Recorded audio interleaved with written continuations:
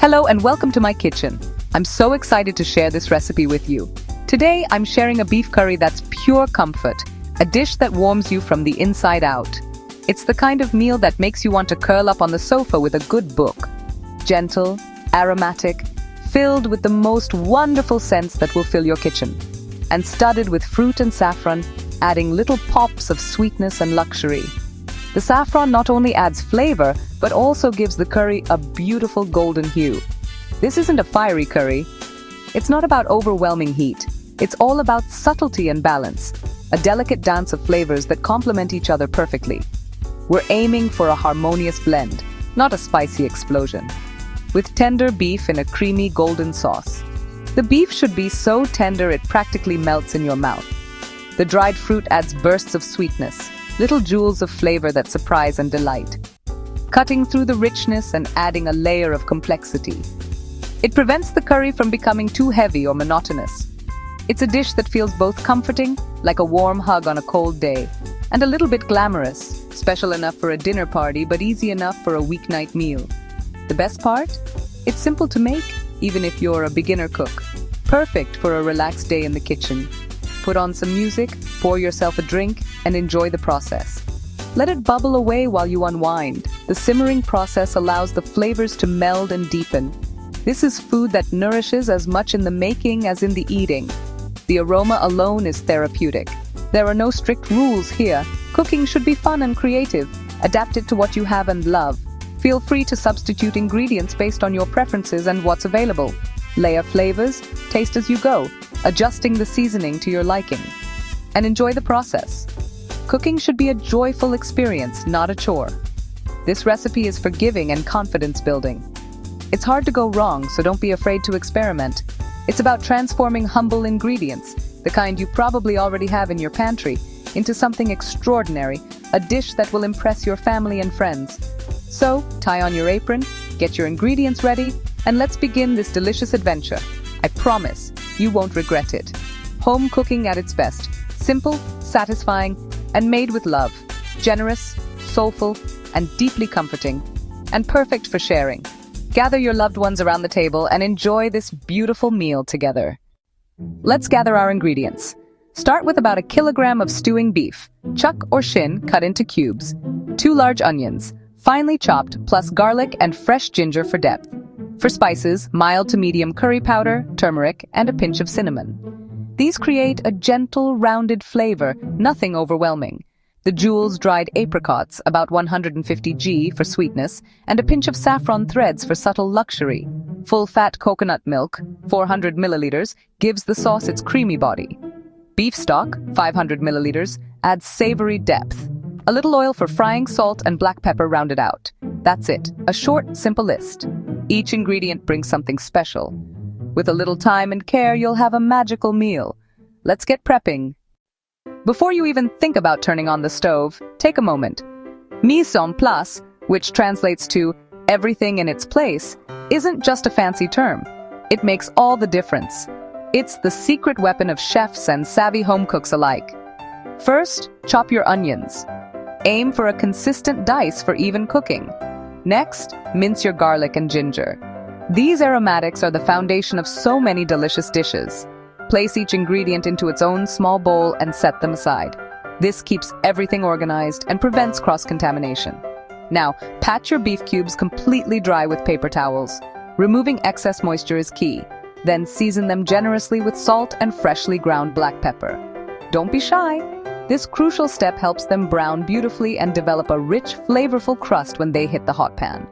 Steep your saffron threads in a couple of tablespoons of hot but not boiling water. Watch the color bloom, releasing its delicate aroma and vibrant hue. If your dried apricots are particularly large, snip them in half if needed, ensuring they're bite-sized and ready to add to the dish. Carefully measure out your coconut milk, ensuring you have the correct amount for the recipe. And measure out your beef stock. Finally, measure out all your spices.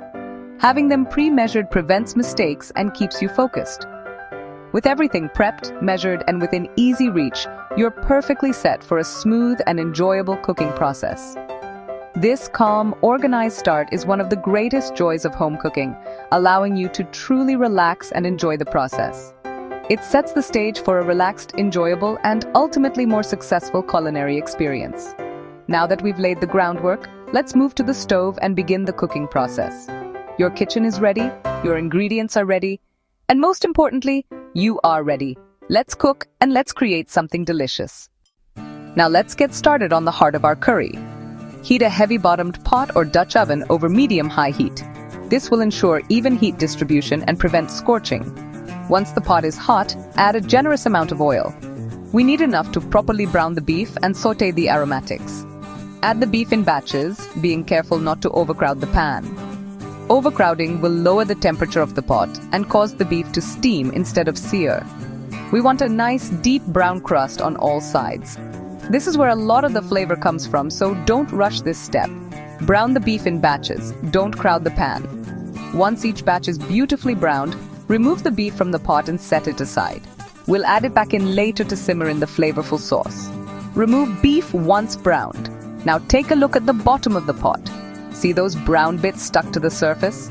That's called fond, and those caramelized bits left behind are flavor gold. Don't discard that. We're going to use it to build even more flavor. Lower the heat to medium and add the diced onions to the pot. Stir the onions frequently, scraping up those browned bits from the bottom of the pot as they cook. This process is called deglazing, and it's essential for a rich, complex curry. Cook until the onions are soft and translucent. If the onions start to stick or brown too quickly, splash in a little stock to deglaze the pan and keep things moving. Next, add the minced garlic and ginger to the pot. These aromatics will infuse the curry with their distinctive fragrance and flavor. Stir the garlic and ginger constantly, cooking just until fragrant, about 30 seconds. Be careful not to burn them, as this will make the curry bitter. Now it's time for the spices. Stir in the curry powder, coating the onions and garlic evenly. Add the turmeric, which will give the curry its vibrant yellow color, and the cinnamon, which will add a warm, sweet note. Continue to stir the spices, letting them bloom in the hot oil for about a minute. This will release their essential oils and enhance their flavor. As the spices bloom, the kitchen will fill with an incredible aroma. It's a sign that the curry is developing its complex and delicious flavor profile. The kitchen will smell incredible. Now, return the browned beef to the pot, along with any accumulated juices. These juices are packed with flavor and will add depth to the sauce. Return beef to the pot with any juices. Pour in the beef stock and coconut milk. The beef stock will provide a savory base for the sauce, while the coconut milk will add richness and creaminess. Use a wooden spoon to scrape up any remaining flavorful bits that may be stuck to the bottom of the pot. We want to incorporate every last bit of goodness into the sauce. Scrape up all the flavorful bits. Stir everything together well to combine all the ingredients. Bring the mixture to a gentle simmer over medium heat. Once the curry is gently bubbling, it's time to let it simmer and develop its flavors. Reduce the heat to low. Cover the pot with a lid, ensuring a tight seal to trap the steam and moisture. Let the curry cook for at least 90 minutes, or even longer for a richer, more intense flavor. The longer it simmers, the more tender the beef will become. This slow simmer is where the magic happens. The flavors meld together, the spices infuse the beef, and the sauce thickens to a luscious consistency. The beef slowly transforms, breaking down and becoming meltingly tender, practically falling apart at the touch of a fork. Check the curry occasionally during the simmering process, stirring gently to prevent sticking and ensure even cooking. As the curry simmers, the sauce will gradually thicken and deepen in color, transforming into a rich, glossy gravy. So, relax, put your feet up, and let the curry work its magic. The aroma alone is enough to make your mouth water.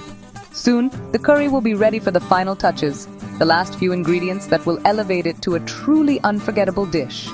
Soon, it'll be time for the final flourish. The end is near, and the aroma is intoxicating. Let's finish this dish.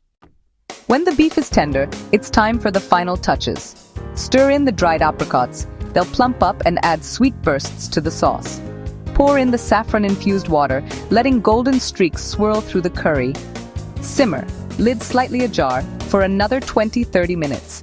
The apricots soften, the saffron weaves its magic, and the sauce becomes rich and fragrant.